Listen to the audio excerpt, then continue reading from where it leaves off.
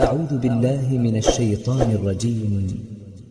بسم الله الرحمن الرحيم. والمرسلات عرفا فالعاصفات عصفا والناشرات نشرا فالفارقات فرقا فالملقيات ذكرا عذرا أو نذرا إنما توعدون لواقع فإذا النجوم طمست وإذا السماء فرجت وإذا الجبال نسفت وإذا الرسل أقتت لأي يوم أجلت ليوم الفصل وما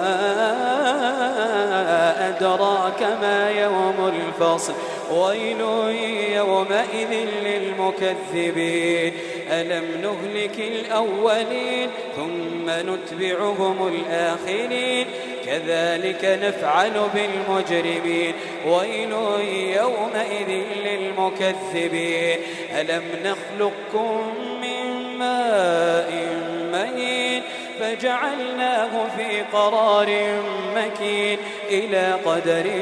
معلوم فقدرنا فنعم القادرون ويل يومئذ للمكذبين ألم نجعل الأرض كفاتا أحياء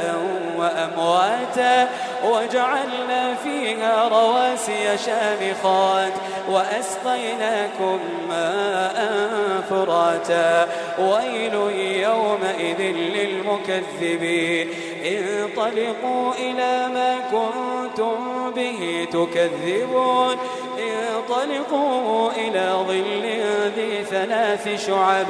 لا ظليل ولا يغني من اللهب إنها ترمي بشرر كالقصر كأنه جمالة صفر ويل يومئذ للمكذبين هذا يوم لا ينطقون هذا يوم لا ينطقون ولا يؤذن لهم فيعتذرون ويل يومئذ للمكذبين هذا يوم الفصل جمعناكم والأولين فإن كان لكم كيد فكيدون ويل يومئذ للمكذبين إن المتقين في ظلال